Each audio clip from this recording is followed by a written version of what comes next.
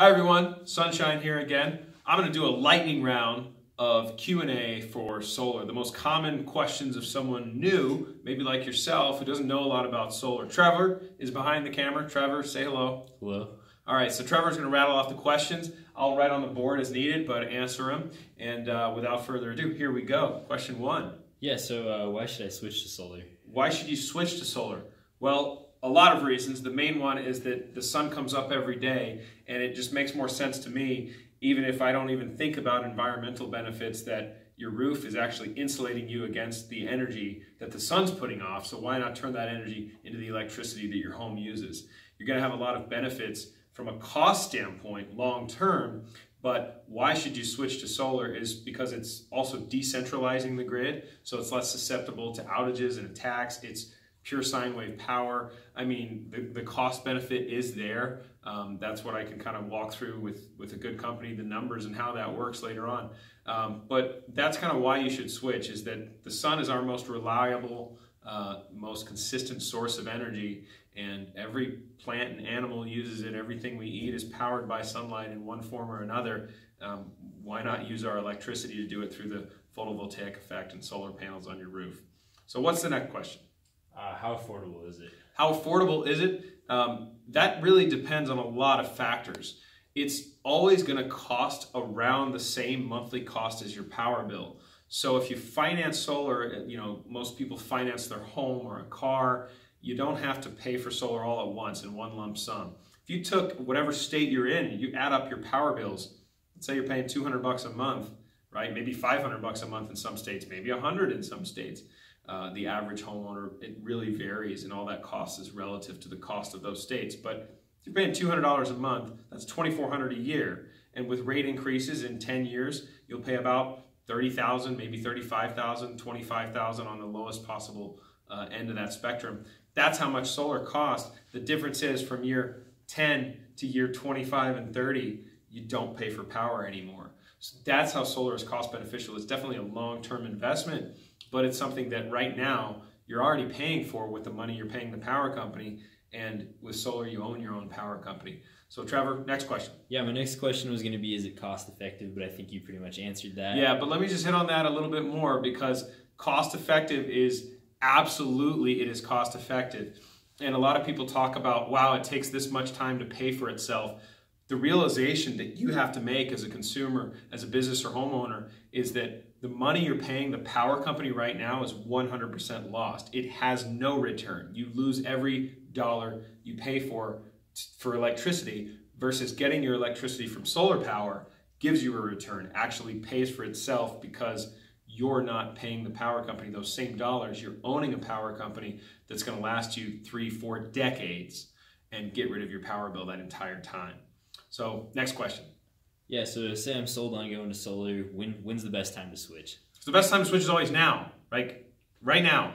But you obviously want to do a little bit of research. That's what I'm here for, is to try to help you figure out and navigate the players in your market, in your state, in your area. Who's the best company for what you actually need? The cheapest is not ever the best, and the best is never the cheapest. You want the best value, though. You want solar from a company that's going to do it the way you need it done, or have warranties, or if you don't care about warranties, do it for a little bit cheaper. But still, you don't want to buy a product that's going to be guaranteed for 25 years, but have to pay for every warranty claim that you have for those 25 years. If solar has to be serviced once or twice every 10 years, right, and you're paying thousands for that service because you went with the cheapest company, you're not happy. So that's the best time to switch, is always now, because if you partner with the right company, your solar is going to be offsetting your power bills as soon as possible. So again, $200 or $300, $500 a month power bills, $1,000 a month power bills, that's all money lost. Every month you're paying that, is those hundreds and thousands of dollars could have been used to pay off the solar. So next question in the lightning round. Yeah, my next question was, how does it work, and is the technology going to get better? Should I wait, or is the time right now? So the actual photovoltaic effect and the panels, the technology hasn't changed a lot in over 30 years, 25 years. Solar was invented in the 50s actually by Bell Labs. So what we're seeing is the efficiency of the panels hasn't come up a lot. In the past few years, it's only changed by a couple percent. So solar panels today, solar panels next year, solar panels in 5 years will likely be very similar technology. So again, if you calculate your power bills for the next 5 years that you wait to go solar, and you've paid $10,000 or $20,000 for electricity in that time, what did you really save by getting a 2% more efficient system?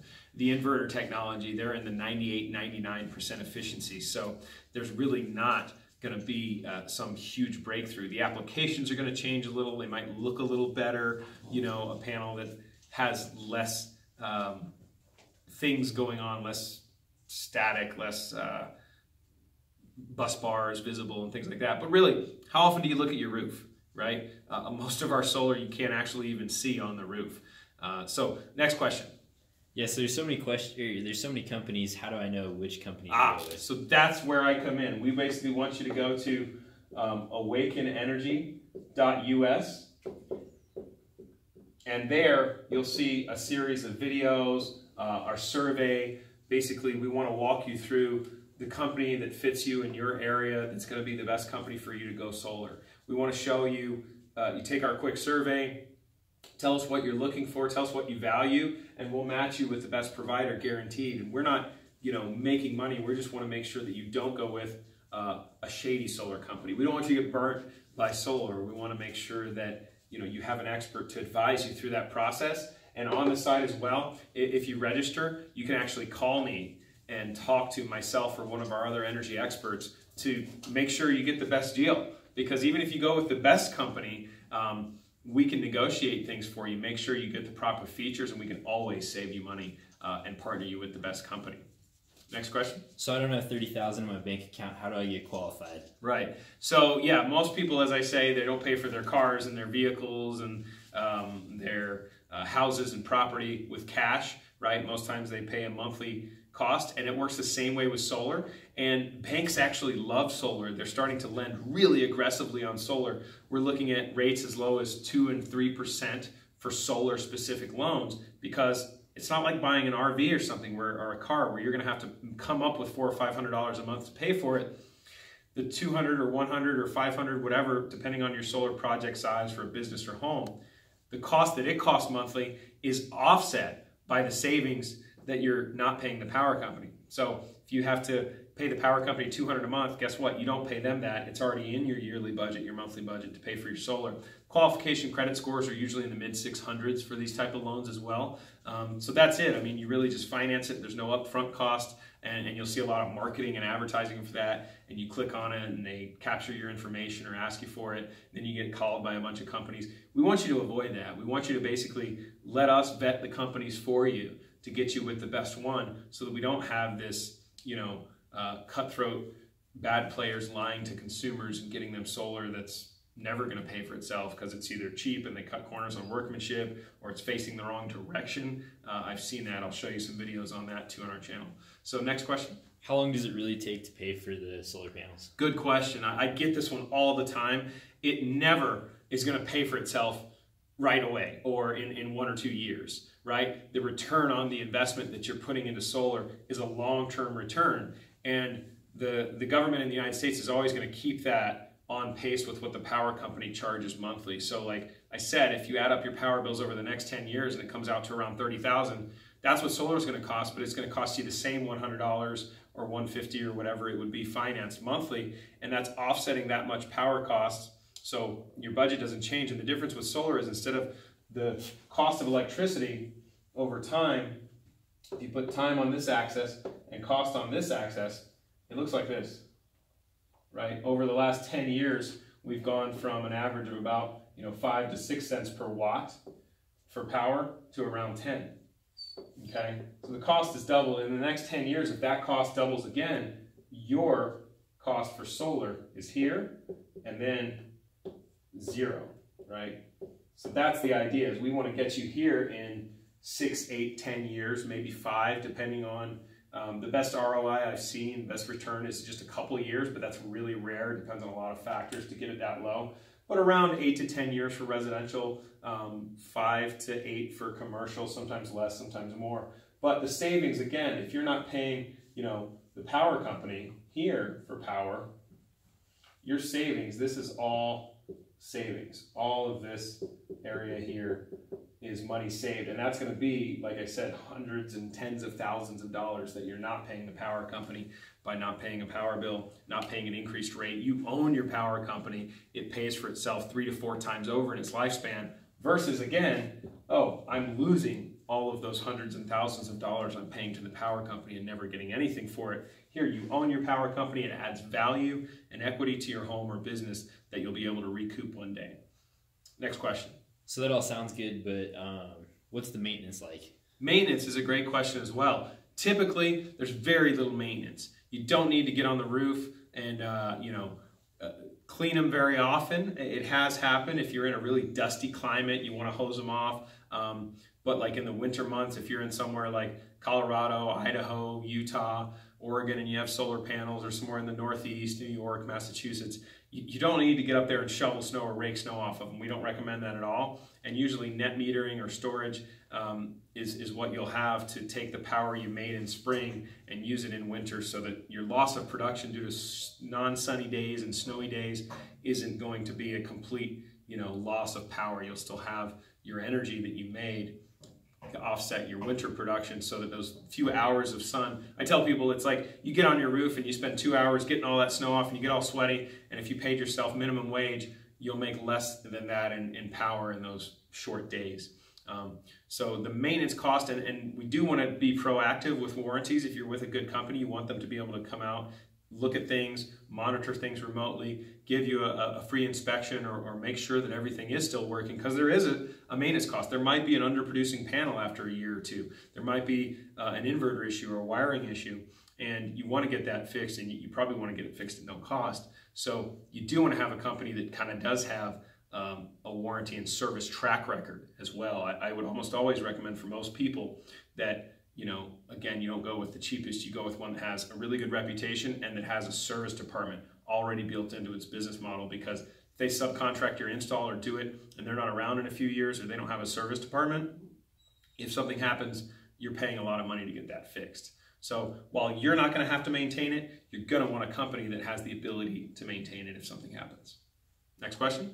So what if I want solar, but I live in an older home and I need a new roof?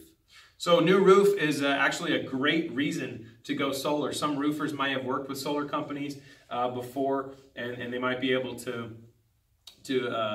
advise you on that as well. But you can usually tie in that project together, do it all at once, get a lot of tax credit money, and be able to have your solar done on a new roof, so that you never have to take panels off in a year or two when you need a new roof. You want to do it at the same time. So a new roof is a great time and a great reason to look into solar, because it just makes so much sense. Get your roof, get your solar, and for the rest of your life, not have to worry about your power bill or your roof leaking.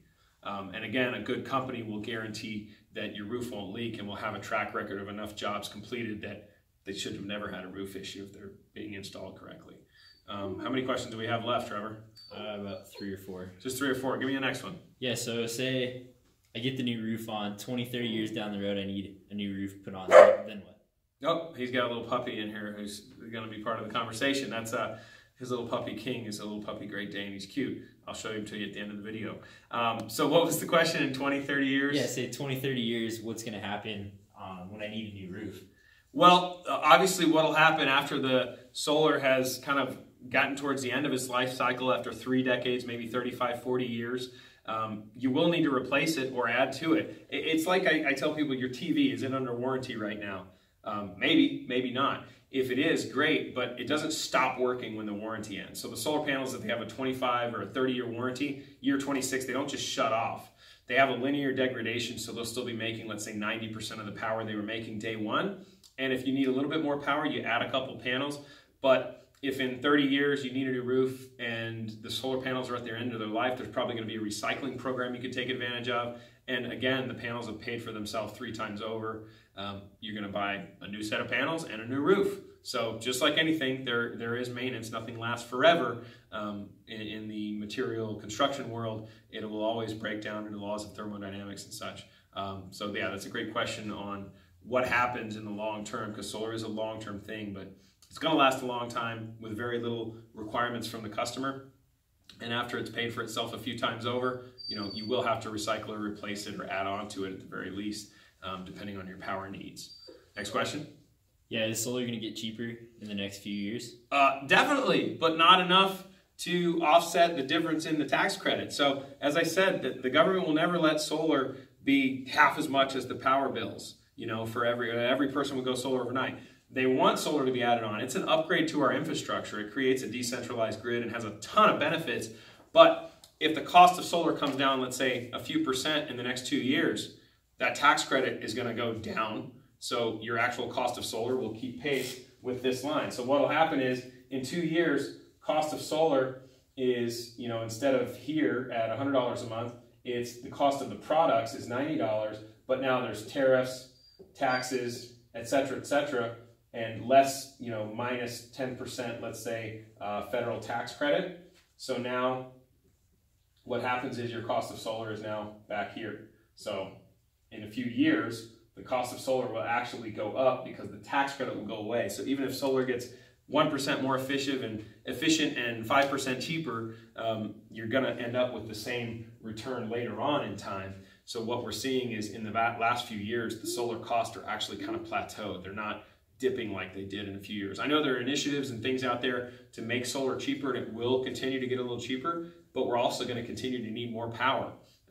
Cell phones, electric vehicles, laptops, more people, more houses, more businesses. As we continue to grow, you're going to need more infrastructure, more electricity, and solar is just one more way to get it, and it's a way that makes sense for everyone because, again, every rooftop is getting blasted with energy that's warming that house in summer, that business, and causing you to have to run the AC. Why not power that AC with solar energy? Next question. Does solar make sense in all states? Usually, Climates? Yeah. The climates and the number of hours of sunlight are a huge factor. So again, we want you to go here, look at our website. We should have a video up for your state soon, and you can check that specific video out for the net metering policy, how your credits are exchanged with the power company to do a grid tied system, and how many hours of sunlight you get to know the math. And again, if you're with a good company, they should actually guarantee their math, guarantee your offset to give you the exact rates. And there are different state programs that allow us to get credits for going solar and incentive programs for that. But every state is a little bit different in the U.S., so it's all relative though. Solar should make sense in most states, and depending on policies, depending on factors like tax credits from the state, depending on hours of sunlight, it will vary a little bit across the board. But you see states like New York having tons of solar installed because there's a lot of incentives, and even though they only get a little bit of sunlight,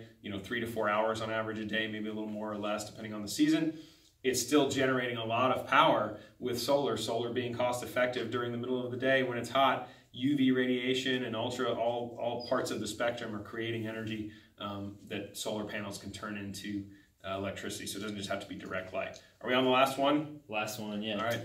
So my last question is, I want to go to solar because I want to save the earth. What's the biggest benefits of switching over to solar? There's the puppy again. So the biggest benefits to switching to solar, I mean, there really are a lot of them. The main ones I would say are, again, savings, dollars back in your pocket through either tax credits or long-term savings. You've also got, the decentralization of the grid. So it's decentralized power. So it's less susceptible to attacks or outages and things like that. It's pure sine wave power. It is renewable, so you can recycle and reuse the panels. The energy is again from the sun every day. We don't have to ruin water supplies or worry about stains or anything. Worry about soiling. Whether you're environmentally friendly or not, it kind of stinks whenever there's a huge oil leak in the Gulf of Mexico or off the coast of one of our states that poisons our fishing supplies, and the price of fish goes up because of that. Solar prevents all that. It comes right off of rooftops, right off of the panels to create the energy you need inside that building. So there are tons of benefits to it. These are the main three: the savings, that it's better for the grid, it's better for our infrastructure, and it's renewable. So here's the guy who's been making all the noise. So come here, there we go. This guy, King, he's gonna be a huge puppy. Look at these hands, they're almost as big as mine. He's a Great Dane guy. He's what, how old? 10 weeks. 10 weeks old, so he's already huge and a big ball of energy. So thanks again, and we'll talk to you soon. Check out our site, check out our other videos.